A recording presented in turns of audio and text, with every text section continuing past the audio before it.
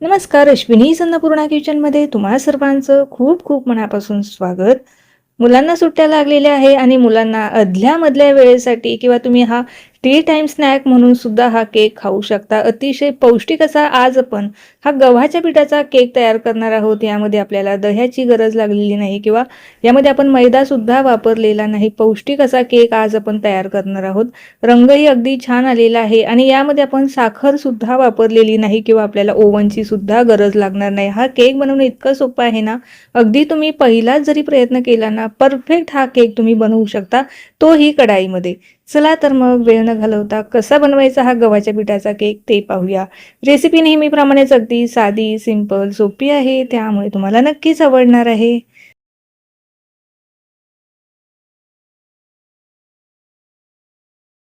तर हा केक बनवण्यासाठी ना आपण साखर वापरणार नाही तर त्याऐवजी गूळ वापर करणार आहे.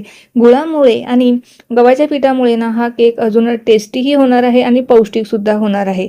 जर तुम्हाला इथे गूळ वापरायचा नसेल तर तुम्हाला साखर वापरायची असेल तर ती सुद्धा सेम प्रमाणामध्ये घेऊ शकता.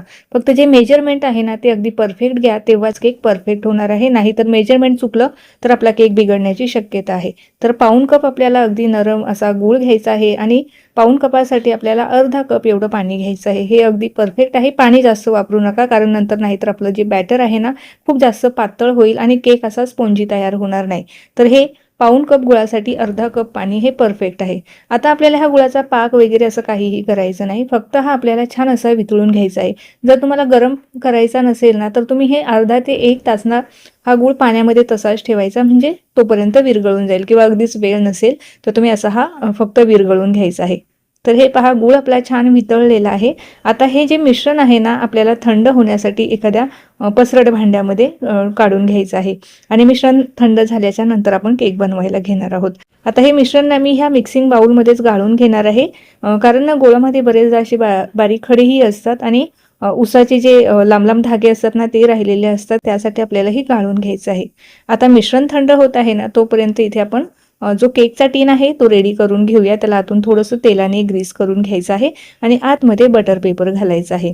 तुमच्याकडे आता जे भांडं अवेलेबल असेल ना ते तुम्ही या ठिकाणी घेतलं ना तरीही चालेल. आता माझ्याकडे हा केकचा टीन होता त्यामुळे मी ते घेतलेलं आहे, किंवा स्टीलचं पातेलं येतं ते तुम्ही इथे वापरू शकता. जे भांडं तुम्हाला तुमच्या घरामध्ये असेल ना त्या भांड्यामध्ये हा केक बनवू शकता. असं काही नाही की केकचा टीनच घेतला पाहिजे.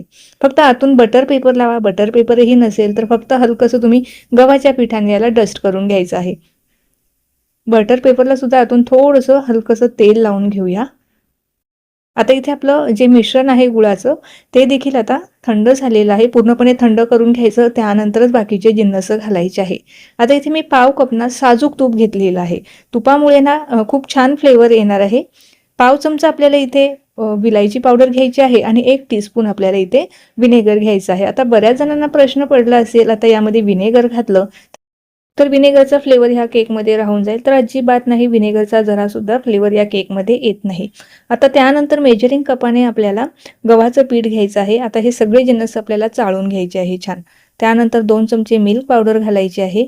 मिल्क पावडर जर तुम्हाला इथे स्किप करायची तर ती सुद्धा स्किप करू शकता. 1 टीस्पून आपल्याला बेकिंग पावडर आणि पाव टीस्पून आपल्याला इथे बेकिंग सोडा. ह्या दोघांचा रेशो फक्त आपल्याला व्यवस्थित ठेवायचा आहे. हे जर कमी जास्त झालं तर केक बिघडण्याचे चान्सेस असतात. त्यामुळे मी जे तुम्हाला टीस्पूनचं प्रमाण दिलं आहे ना तेच घ्या. आता सगळे जिन्नस छान एकजीव करून घ्यायचे आहे. आता सुरुवातीला जरी हे मिश्रण तुम्हाला असं पातळ झाल्यासारखं वाटत असेल, परंतु जसं जसं पीठ यामध्ये एकजीव होत जाईल तसं तसं हे घट्ट होत जाणार. आता सुरुवातीला ना यामध्ये मी पाव कप एवढं वितळलेलं तूप, साजूक तूप घातलेलं आहे. तुपामुळे तर गव्हाचं पीठ आणि जर गूळ घातले तर त्याचा फ्लेवर छानच येतो. जर तुम्हाला साजूक तूप घालायचं नसेल तर तुम्ही बटर सुद्धा तेवढ्याच प्रमाणामध्ये वितळून घालू शकता, किंवा साधं सिंपल तुमच्याकडे तेल असेल ना ते वापरलं तरीही हा केक होतो. असं काही नाही की हे दोन्हीही जिन्नस घातलेच पाहिजे. परंतु पौष्टिकच्या दृष्टीने जर बनवायचं असेल ना तुम्हाला तर तुम्ही बटर किंवा साजूक तूप नक्की वापरा. तर हे पहा, मिसळते तर अगदी घट्ट आणि टाईट व्हायला लागलेलं आहे. एवढं तरी घट्ट आपल्याला हे मिश्रण ठेवायचं नाही, तर साधारणतः अजून एखाद चमचा पाणी आपल्याला यामध्ये घालावं लागणार आहे, नाहीतर खूप जास्त कोरडा आपला केक तयार होईल. तर मिश्रण हलकंसं आपण याला सैल करून घेऊया. हाताला सुद्धा जड जाणवतं बघा. जेव्हा हे मिश्रण आपण असं फिरवू ना, हाताला असं हलकं जाणवलं की म्हणजे समजायचं आपलं जे मिश्रण आहे हे आपलं तयार झालेलं आहे. तर यापेक्षा जास्त आपल्याला हे सैल ठेवायचं नाही किंवा घट्टही ठेवायचं नाही. तर ही कन्सिस्टन्सी अगदी योग्य आहे. लगेचच आपण जो तयार करून ठेवलेला टीन आहे त्यामध्ये पटकन हे मिश्रण घालायचं आहे, कारण यामध्ये ना आपण बेकिंग सोडा आणि बेकिंग पावडर घातलेलं आहे ना, त्यासाठी ना आपल्याला हे मिश्रण जास्त काळाकरता बाहेर ठेवायचं नाही. पटापट केकच्या टीनमध्ये ओतून घ्यायचं आहे आणि लगेचच आपल्याला हे बेक होण्यासाठी ठेवायचं आहे. आता हे मिश्रण जेव्हा मी तयार करत होते ना, तेव्हाच कढई 10 मिनिटासाठी प्रीहीटला मी ठेवलेली होती. जर तुम्ही ओव्हनमध्ये बनवणार असाल तर तुम्ही 10 मिनिटासाठी 180 डिग्रीवरती त्याला 10 मिनिटासाठी प्रीहीट करून घ्यायचं आहे. आता यावरतून ना माझ्याकडे काही काजू बदामचे काप आहे ते मी टाकणार आहे. तुम्ही तुमच्या आवडीप्रमाणे काजू बदाम किंवा टूटी फ्रुटी यामध्ये घालू शकता किंवा चोको चिप्स घालू शकता, लहान मुलांना आवडतात म्हणून. तुमच्या आवडीप्रमाणे तुम्ही यावरती सजावट करू शकता. तर यावरतून मी ड्रायफ्रूट घातलेले आहे, काही काजूचे कापसुद्धा घातलेले आहे. तर मस्त असा 2-3 वेळा याला टॅप करून घ्यायचं आहे, कारण बऱ्याचदा एअर बबल्स राहून जातात. ठेवायच्या पूर्वी आपल्याला 2-3 वेळा टॅप करायचं आहे. कढाई इथे मी छान प्रीहीट करून घेतलेली आहे. झाकण घट्ट लावायचं आहे आणि आपल्याला हा केक बरोबर 40 ते 45 मिनिटं मध्यम गॅसवरती शिजवून घ्यायचा आहे. कमीही ठेवू नका. कमी ठेवला तर साधारणतः 1 तास लागेल आणि मध्यम ठेवला तर बरोबर 40 ते 45 मिनिटामध्ये केक अगदी व्यवस्थित बेक होतो. सेम टायमिंगमध्ये तुम्ही ओव्हनमध्ये सुद्धा ठेवू शकता. बरोबर 40 ते 43 मिनिटं या ठिकाणी झालेले आहे. केकला वरतून रंगही छान आलेला आहे आणि आतून एकदम व्यवस्थित शिजला आहे. काडी क्लीन निघालेली आहे, म्हणजे आपला केक इथे रेडी झालेला आहे. रंग अगदी छान आलेला आहे. परफेक्ट आपला इथे गव्हाच्या पिठाचा आणि गुळाचा हा केक तयार झालेला आहे. चवीला म्हणाल तर अप्रतिम लागतो. मुख्य म्हटलं ना, हा पौष्टिक आहे. आता इथे मी गव्हाचं पीठ घेतलेलं आहे. तुम्ही सेम तुम्ही इतर कुठलंही पीठ घेऊ शकता. तुम्ही नाचणीचंही पीठ घेऊ शकता. जर तुम्हाला मैदा घ्यायचा असेल तर मैद्याचाही हा केक बनवू शकता किंवा ज्वारीचा पिठाचा सुद्धा सेम असाच केक तयार होतो. आता ह्याला आपण डिमोल्ड करून घेऊया. साईडच्या कडा मी अगोदरच सोडवून घेतलेल्या आहे. त्यानंतर ह्या ताटामध्ये डिमोल्ड करून घेऊया. हे पहा, वरतून मी जो बटर पेपर काढलेला आहे, तर केकला जाळी किती छान परफेक्ट असा केक तयार झालेला आहे. फक्त जे मेजरमेंट दिलेलं आहे ना, ते चुकवू नका. नक्की तुमचा सुद्धा केक असाच तयार होणार आहे. आता कट करून सुद्धा दाखवते, म्हणजे आतमध्ये सुद्धा किती जाळीदार छान केक तयार झालेला आहे हे सुद्धा तुम्हाला कापल्याच्या नंतर समजणार आहे. मस्त हा परफेक्ट केक तयार झालेला आहे. यामध्ये जर तुम्हाला केळ घालायचं असेल ना, तर ते सुद्धा घालू शकता.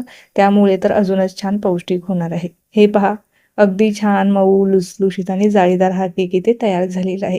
तर नक्की ट्राय करून पहा आणि कसा झाला ना ते कळवायला मला अजिबात विसरू नका. आता ही रेसिपी पाहत जर तुम्ही इथपर्यंत आलाच असाल, चॅनलवर जर तुम्ही माझ्या नवीन असाल, चॅनल अजून सबस्क्राईब केले नसेल तर नक्की सबस्क्राईब करा. त्या बाजूचे जे बेल आयकॉन आहे ते सुद्धा प्रेस करा, म्हणजे जेव्हाही माझे नवीन व्हिडिओज येतील ते तुम्हाला सगळ्यात अगोदर पाहायला मिळतील. आता ही रेसिपी तर तुम्हाला आवडलीच आहे याची तर मला पूर्णपणे खात्री आहे. सांगितलेल्या टिप्स सुद्धा आवडलेल्या आहे. लाईकही तुम्ही केलंच असेल, परंतु त्यासोबत एक छोटीशी कमेंट द्या, जेणेकरून मला अजूनच नवनवीन आणि सोप्या रेसिपी तुमच्याबरोबर शेअर करायला प्रोत्साहन मिळेल.